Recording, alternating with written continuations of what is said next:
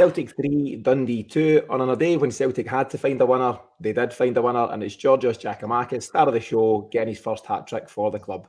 This is Tino with the Final Whistle show. This afternoon, I'm joined by Joe and by James. James, I'll come to you first. What was your thoughts on that one? A funny game altogether, I would say. For a lot of it, we didn't seem crisp in our passing, didn't seem connected, but got the job done, and it's a big win. Yeah, really important. What about yourself, Joe? You were at the game. What was your take on it? I felt the same. It was, the goals we sort of lost were sort of out of the blue. I mean, the first goal, I just sort of turned round and it went in. Second half, we were sort of dominant up until they scored, and then it sort of just felt it was a wee bit panic stations. But it just, I thought I played well, but obviously happy with the result, first and foremost. I actually missed the first goal as well. I turned around to a fella next to me as they got the corner thinking, right, listen, we'll deal with this corner and then we really need to get ourselves together. And lo and behold, we're 1-0 down. I mean, what we'll do before we dissect the goals, let's go way back and look at the starting lineup first of all. So Andrew shuffled the pack a wee bit after a pretty disappointing night on Thursday. Tony Ralston comes back in at right back. Juranovic steps out to left back. O'Reilly keeps his place in midfield, but this time he's got Hatate next to him instead of Tom Rogic. He also brings back Giakoumakis up top. And obviously that proved to be the right decision. James, what was your take when you heard the team come out? I would say Maeda was the only surprise, really, in terms of going for a wee bit different with Maeda on the left, Jota on the right. It's a hard one for Greg Taylor, but it's probably the right call. It says a lot about the left-back slot that you've got Scales and Taylor, but you're putting a right-footed guy at left-back there, so there's work to be done for sure. O'Reilly, I think he seems hungrier than Rogic just now, so I was happy enough with him in there. Yeah, I mean, Ange's made plenty astute signings, bringing the Japanese fellas in January, all really good moves. But Joe, do you still feel we're missing a top drawer left back? I think so, but I mean, I think Taylor, over the last few months, I've actually seen a big difference in Taylor. I thought the cup final was the best I've seen him play. And I think a few games, I mean, compared to last season, it wasn't. I know the team didn't really play great, but you're sort of looking at that area and thinking that was the area we wanted to address in the summer. But I think that the last few months, I think he's getting better. But I just thought on Thursday just looked quite out his depth, and maybe in the summer. But again, I think Taylor's good enough to get us by, but we'll see. Scales is obviously quite young as well, so yeah. I just wonder if good enough is good enough. It's fine as we are. I think domestically, we possibly and probably will get away with it, but I just think it was highlighted on Thursday night just that we're still a bit short in a few areas actually, but certainly at left back. And it's clear, James, that Ange doesn't quite have that solution himself. The fact that actually today it could have been Taylor, could have been Scales, could have been Juranovic. There's still nobody's nailed on for that position at this moment in time. No, they're not. And if you look at other positions that are absolutely nailed on, and even at right back, it's not just nailed on, but he's got cover in Ralston as well. We definitely don't have that left back. But it's this is a Tierney problem. It's going back way beyond Ange's time. How do you replace a man like Kieran Tierney?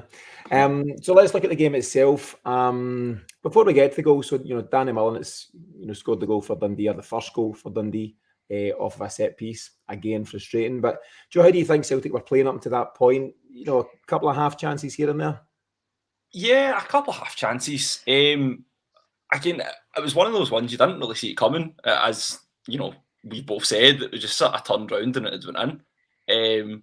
But I think a lot of, again, half chances. We know Maeda's coming in with a big pedigree, that he's a finisher, and it's not, just now it doesn't really look like he's, bearing fruits. And a lot of chances, a sort of striker would take, ones that are maybe 2 or 3 yards out, for a natural finisher, you're sort of half expecting them to do a bit better. But, you look at Giakoumakis before, whenever he was involved before Christmas, you were thinking, this guy seems a bit like a, waste of money. Like, again, coming a big pedigree from Holland and was the top scorer there at Divisa. So, it was didn't see it coming, but it's one of the ones I think we should have played a bit better before they scored anyway. I think there were a couple of chances. I think Giakoumakis had a really decent chance. It got cut back to him from someone on the right-hand side, maybe Ralston. He's passed up an opportunity there. Maeda's had a couple of half chances. Just on Maeda, James, Joe's obviously picked up on him, and there's certainly nothing to be negative about here. He's very early on in his career, but there's absolutely no doubt that, Maeda, Giakoumakis, Kyogo, whenever he comes back, and that can't come soon enough, they're very, very different types of striking options. How do you think Maeda's doing just now? Heavily involved, of course, for the second goal for us. But how do you think he's doing overall? I mean, his numbers are decent, I don't think he's playing as well as he can do, in what we saw him footage from the J League. So I think there's a lot more to come from him. I think he's got a bit of bend down, bit of settling in. But even despite not playing great, and today was one of those Joes you're kind of saying the ones he could have gotten the end of and he didn't quite. But even despite that, he's still getting his goals. So I think between him, Kyogo and Giakoumakis, there'll be rotation anyway. I don't know if the left-hand side suits him at all, as much as he still performed there and got the ball in for that second goal. But I think he wants to be the centre guy. That remains to be seen what happens when Kyogo's back. Yeah, I think if you look back to a lot of the kind of scouting type podcasts or video shows that a lot of the Celtic fan media have put out, the suggestion was that he did play most of his football in off the left for Yokohama Marinos. That's where Ange tended to play him. But there's no doubt he's a completely different type of left winger than anything else we've got. Actually, he's very, very different from Jota. He's got, I'll just be frank, he's got zero tricks in the locker. He's not that kind of guy. He bangs it past a guy and looks to get on the end of it. And he looks a wee bit uncomfortable on the ball. What I do think he's good at, and I think something that Ange will appreciate, and I'm sure his teammates as well, his movement is excellent. He's always lively, he's always alert, he's always making that space. And sometimes it's maybe the stuff that you're not noticing. If he vacates the space that allows, I don't know, Hatate to come into or Giakoumakis, maybe that's why Ange is, I was going to say persevering. That sounds like he's been terrible all season for us, but Ange clearly has a lot of faith in him, and maybe that's some of the reasons for that. Yeah, that's where I get, I've got no concerns over Maeda at all, because Ange isn't going to sign a guy that's played for him before and bring him all the way across the other side of the world. Ange knows he's a player. It's just a matter of getting it out of him. Yeah. So let's look at our first goal. So time-wise, Danny Mullins got theirs in 26 minutes. And the crowd have got a bit of a lift from that, and you're thinking, right, maybe it kind of jolted us into life. Frustratingly, right from the kickoff, the fans were up and they were saying, right, let's get this show on the road. And I think it was Juranovic from left back, pinged it right out the park on the right hand side. I don't know if you lads remember it. And it just kind of took the wind out our sails initially. And I suppose it was, further nearly 10 minutes or so before Giakoumakis got the goal. Joe, I believe that's the side of the ground you sit at. So what was your take on the equaliser? Again, it wasn't necessarily a goal for, I think it came from a corner, or it was a set piece or something that it came from. So it was a sort of, like second phase goal. But I thought, he took it well. The sort of goal we'd expect him to score. It was in around the 6-yard box, and it's got a lot of power on it. So I thought he took it well. Yeah. And again, very good. Yeah.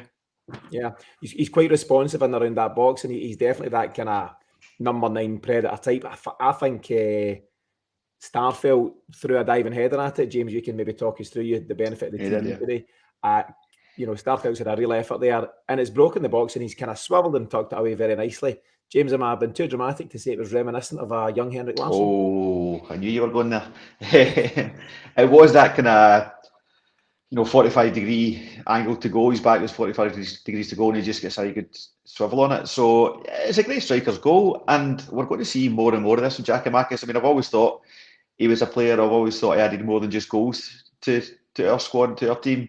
And he's shown today with a hat trick. He's ready to get motoring. Yeah. James, I'll come to you for the second goal. So it's Giakoumakis again, this time on his left foot, and again it's more instinctive type play. Maeda has done well on the left-hand side. He's got to byline. He's fired across into a really dangerous area, and I think Dundee have just struggled to deal with it, and it's broke to Giakoumakis, who's just, as I say, been instinctive with the finish. Yeah, and just to stay on Maeda, that was great.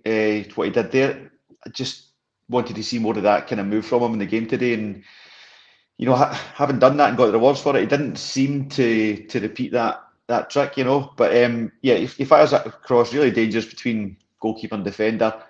Goalie kind of jumps at it a wee bit, makes a mess of it, and it breaks to Giakoumakis. And he's sharp, he's alert, and he's got in with the left foot. Yeah, it's that no man's land, which is just a nightmare for defenders and goalies to deal with, and they didn't deal with that. Maybe that's why they're at the bottom of the table. Just in terms of looking at the bigger picture, Joe, obviously we got, the news came through, as we were travelling in the game and different things, that Rangers had dropped points at Tannadice again. Their form since coming back from the winter break's been really sketchy, particularly away from home. Now, obviously, we as fans will discuss that pre-match and talk about, that was a real bonus and it gives us all a lift. How much focus do you think the players, have on that, and how much do you think Ange allows them to see it? Because listen, they're human beings, they're young lads.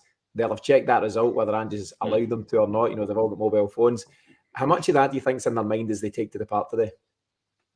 Oh, I think Ange wouldn't allow them to have any influence on how they play. I think it reminds me a bit of, when Brendan Rodgers was in charge. And I think sometimes I remember going to I got my season ticket when Brendan Rodgers came in. Glory and a couple of occasions, glory hunter.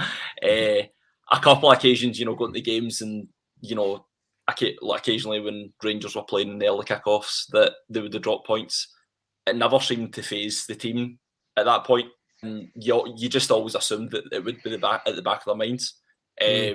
But I feel the same sort of mentality with Ange. Now, having said that, I did see just only half an hour ago about Giakoumakis. It said something that we're going to win the league. We're going to win the league. Yeah. So sorry, I've not seen this. So what's the gist of it, Joe? Is it just his post-match comments? I think he'd been interviewed by, I think it was Clyde One, and they'd said, we're favourites to win the league. And basically, he said totally off the song sheet. Yeah, totally off the song sheet that Ange would have. Just what you do. Yeah, 11 games at a time. Aye, so it's about that.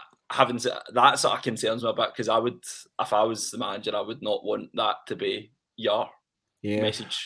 I wonder if he's just gone a bit rogue there. He's maybe winched the man of the match champagne straight after the game. Bubbles have gone to his head and he's come out with that. What do you think, James? Do you think early results are having a bearing? It's kind of human nature that it would, have some sort of impact. I suppose the irony is, I believe we had the chance to go top way back when we had that nothing each draw with Livingston, and ironically it was Giakoumakis missing the penalty on that day. Fast forward to this afternoon, he's the guy getting the 3 goals that extend their lead at the top. Do you think it has any impact on them, James? Do you think they're thinking about it somewhere, even if Ange told them not to let it affect them? There's no way they don't know. It's that gets through to the squad no matter what. So that they know that results occurred early in the day. Does it change what they've got to do? No, but to win the game anyway, and they went on to do that. They certainly, for all the kind of the faults and failings today, they weren't complacent. They were high tempo, they were good effort. So it wasn't like they had that, safety net in their pocket, thinking, they've dropped points, so there's less pressure. I don't think so. I don't think it filtered through to the team's performance, put it that way. Yeah. Moving on to the second half. So at half time, you're thinking and hoping, right, we were a wee bit sluggish at times, particularly conceding the opening goal. Let's kick on now. Can we make it 3-4-5-1? But definitely wasn't the way it went. We've certainly created half chances. We've been in the ascendancy, as we often are, but I think it was maybe the first time Dundee got up the park in the second half with that set piece. And again, Joe, we've just not handled it very well, have we? We haven't. I don't see. I mean, you said it was the first time. I think it was the only time really they got up in our area, and the only time they really had an attempting goal. I don't think Joe Hart really had anything to do other than take a few goal kicks. I don't think there was really a threat from Dundee, but it's something we really need. I think we're really wasteful in front of goal. I think a lot of chances we had, just before they scored, we were in the final third, but just the final balls are great. There's just nobody really to attack it in the box, and that's sort of been different to weeks gone by when I think a lot of our goals have came from that. But today it just didn't seem that was the case at all. That's the thing. If you're not taking your chances at times in football, that can really come back to bite you. And there's several. There was a couple flashed across the face of goal. Some good work by Ralston at one point. Somebody else another time. I think Callum McGregor had a real good chance before their equaliser, James. What do you think? That again, you've had the benefits of TV and replays and different things, but it felt like we'd passed up several good chances before they've equalised. Is that what you've seen? Absolutely, and this is where football's unfair, because it's defence that's going to get it tight for losing goals. The stats actually quite alarming that in the last 2 games, Bodo and Dundee, there's been 6 shots on target and 5 goals conceded. That's worrying. So that was from Celtic First on Twitter. But the focus then goes on defence, but it's actually, if the strikers had been doing their job or the attacking players in the team had been doing their job, the ball wouldn't have been back there anyway, and would be 4-5 nothing up, So there was a lot of wasted chances. Not all of it absolutely clear cut, but a lot of, getting in the final third, getting down the wing and throwing in fairly speculative crosses that were just getting met by their 2 big centre halves and cleared away. So we need to have a bit more imagination, a bit more invention coming into the box. Yeah, I think so. So their equaliser, I think, is Ryan Sweeney. He scored around about an hour in the game. So you've got a good half hour to go, but I don't know where I was in terms of, I was thinking there's plenty of time here, not particularly stressed out, but that clock goes down very, very quickly when you're up against it. And it would have been criminal to not pick up all 3 points today. But Joe, did you feel at some point that it maybe wasn't going to happen for us? Well, I was sitting next to my brother and he said, we're not in panic mode yet, but when it gets to 80 minutes, I think we will be. But I was sort of feeling the same way, that I wasn't too worried. And, in the back of your head, you're sort of partly clutching at straws, but you had the Ange video of, don't let it slip, we worked till the final whistle, and we've done it before, so you obviously didn't put it past them, but it was one of those games where we didn't really create a lot of chances, and you thought maybe this is one of the days that we just don't take advantage of it. Yeah. James, he's brought a few subs on, as he often does. So Abada's come in, Rogic has come in, and latterly near Beaton. I think Beaton done really well. I've got very mixed feelings on Beaton. As I've said before, I've been hurt in the past by the big man, but I think he came in, I think he steadied the ship at times. Abada was a wee bit frustrating at times, but over the piece, those lads have had an impact on the final result. Absolutely. I thought Beaton was class when he came on. People talk about, Jota doing Jota things, Kyogo doing Kyogo things. Beaton came on and did Beaton things in terms of footing the ball, steady influence. I thought he was great when he came on. He really helped us, close it out. Yeah. Beaton things tend to be getting sent off as amongst one of these things. So that was an interesting one.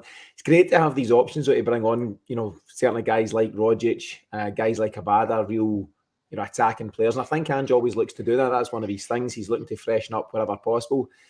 Julian was on the bench today. Karamoka Dembele was on the bench today. And I think had we gone 4-5-1, we'd absolutely have seen those lads. But you certainly can't take any risk at that stage. And he's brought on real experience in Rogic and Beaton, guys that have been over the course and distance before, won a lot of trophies for Celtic, and obviously a different type of player in Abada, who's new to what we're doing, but he certainly had a huge impact. Joe, do you think they played their part?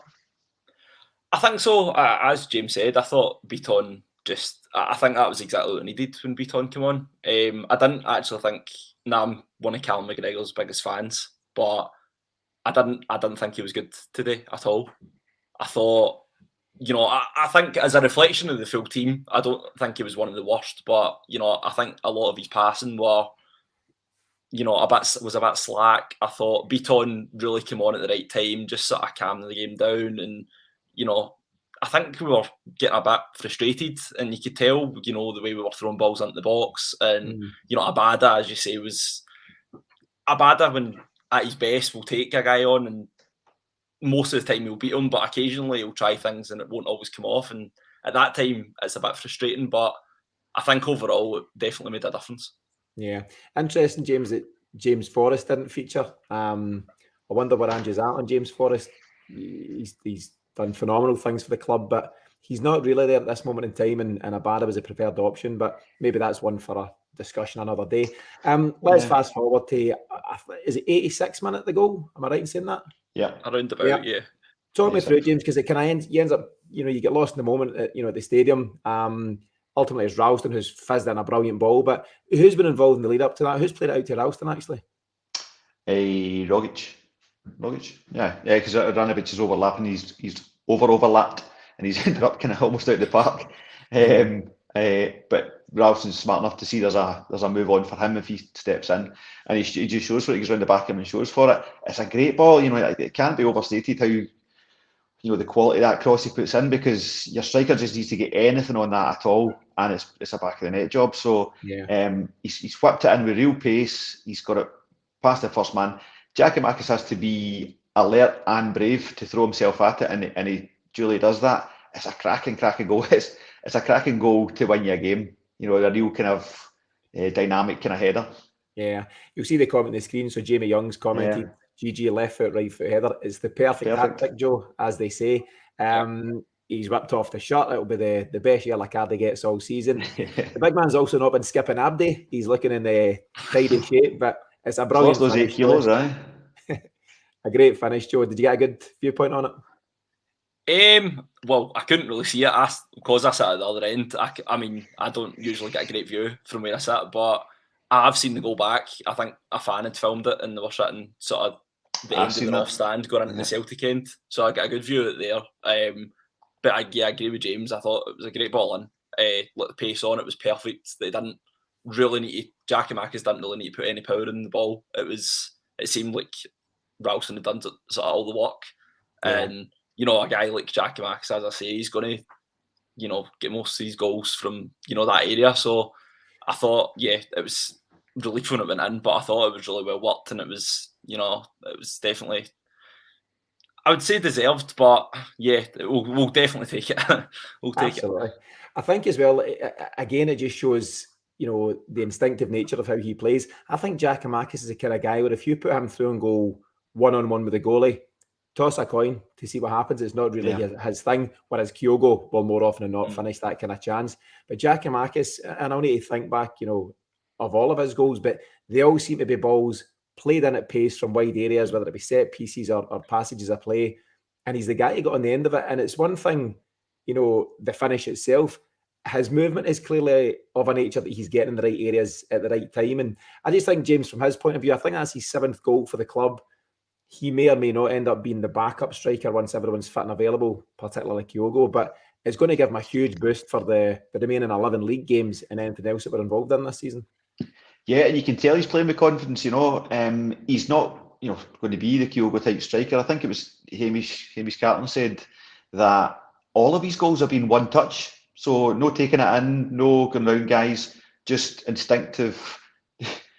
Don't let me think too much and I'll score you goals. If you let me think, I'll get it in my own head, I'll get it in my own way. Yeah. And he's picked, any striker that picks up a hat-trick, that just takes him on for the rest of the, certainly a few weeks. And he's going to play the next few games with real confidence, so I'm delighted for him. Yeah, absolutely. So as we covered there, or as you mentioned, Joe, and Kookaburra in the comments here has said that Gigi's called the league in the post-match presser, so 11 games to go. It's all over. It's in the bag. And that's great to see. So I suppose we'll just enjoy the rest. It's not great to see. It's terrible to see. Yeah. Also about Giakoumakis, another thing you're saying, but he does get a lot of goals. As you say, it was somebody tweeted about he scores a lot of goals with his first touch.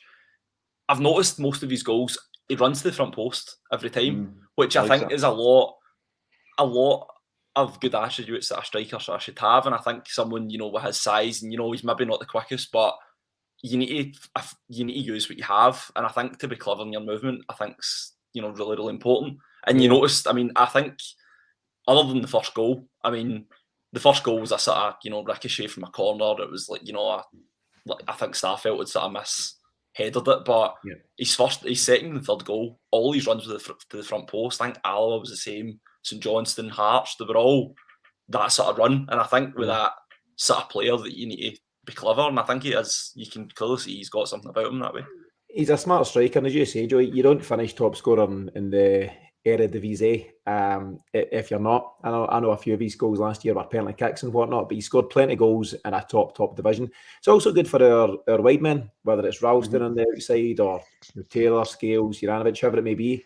They know if they whip something in at pace, more often than not, he's going to be there. And it's just a huge asset. And as I mentioned, very different type of striker for Kyogo, but just great to have him on board. James, very obviously, he'll pick up the man of the match champagne, but did anyone else stand out for you? For me, I think guys were a bit limited today and there was no real standouts, but who else do you think impressed? No, it's a tough one. It was the Giakoumakis show, and I couldn't... I'm trying to think of anyone that really stood out. I thought Carter Vickers was decent at the back. He starts a lot of stuff as the Starfelt. Starfelt's pushing up at corners and stuff like that. Joe, to your point, I think McGregor was quite poor today. O'Reilly was kind of the wrong boots on sometimes, cracking haircut, but maybe the wrong boots on. Nobody really stood out for me, no, I have to say. What about this man? Yeah. He's done his job for sure. I'm a huge fan of what Ralston brings to the team. I think he's slightly less the right back that Juranovic is, but he's just got so much heart, aye. Yeah, I think so. The comment just on screen is from Graham Burns saying that Ralston was a man of the match runner-up. I think that's fair. I think Ralston was a real, and has become a real steady Eddie. I think Ange can rely on him. He's, rarely 9 or 10 out of 10, but he's often 7 and sometimes 8. And I think that's a really great option to have. So if Ange is having concerns at left back, he knows he can throw Tony Ralston in, whether it's League, Cup, Europe, and he's not going to let him down, Joe. Yeah, I think so as well. I think it's also a sign that, now again, we touched on it earlier about the left back area, but he obviously rates Ralston ahead. Like, we'd rather play Ralston at right back and Juranovic at left back than play Taylor and Scales in some of these games. But I do agree. I would prefer Juranovic as a starting place, but I definitely think Ralston, in terms of going forward, I mean, there's so many goals this season where going forward, these balls up in the box. I remember at Dundee at Dens Park. I think it was two goals they set up, and it was just these final ball was inch perfect, and it wasn't always, sitting perfectly for him. I think there was one instance with Charlie Adam. I think it was all over Twitter that he'd floored Charlie Adam. But at that position, it was really, really difficult. And he's definitely stepped up, and definitely he offers something different in that area as well. Really the most impressive thing for me about Ralston, Joe, what you're saying about his crossing is, start of the season it wasn't great, and he's obviously gone away and spent a lot of time worked on it, and we're getting the benefit of that. So any player can see weaknesses in their game and work on it. That always impresses me. Yeah, I think it's clear that Tony Ralston's going up to the Matt Busby Sports Centre in Bellshill, a bag of 20 balls and just worked them in all afternoon to see where he goes. I think he set up Giakoumakis' first goal against St Johnstone, first goal for the club, a ball for the right-hand side and a volleyed finish. He also whipped in that ball at pace when Kyogo scored against Hearts at the front post, the offside goal and all that stuff. He's set up a lot of goals. I'll need to check his numbers, but his assists have been incredible. What we'll do, obviously, we're starting to wrap things up for this afternoon. James, I'll come to you first for final comments, and also what you feel Ange should do on Thursday against Bodo, or what you think he will do. I think he will do what I think he should do. I think he'll put a strong team out, and he'll go and look to win the game and see if that takes him forward in the tournament. I think it'll be a full squad. You get a rest at the end of the season, as Ange says. So, take a lot of confidence from today. Celtic can, take that into the game on Thursday night.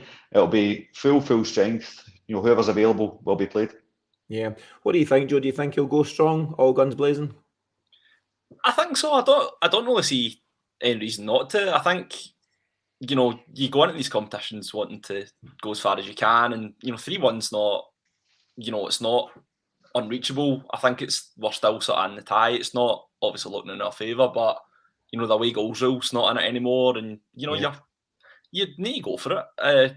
It won't go with the same approach that they did at Parkhead. I don't think you can, and I think the way we've been set up against Bodo in the first leg was a bit naive and maybe a bit too attacking. So maybe it'll be a bit more streetwise this time, but I think we should definitely still go for it. Yeah.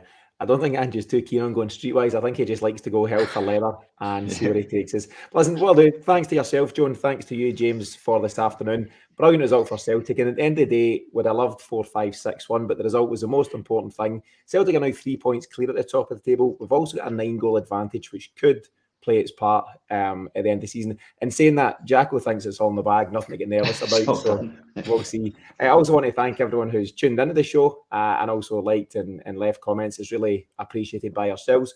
We'll be back early this week. We'll have the weekly show. That'll be out on Tuesday. And we'll also then be back for that game against Bodo on Thursday night. But in the meantime, and as always, thanks for tuning in.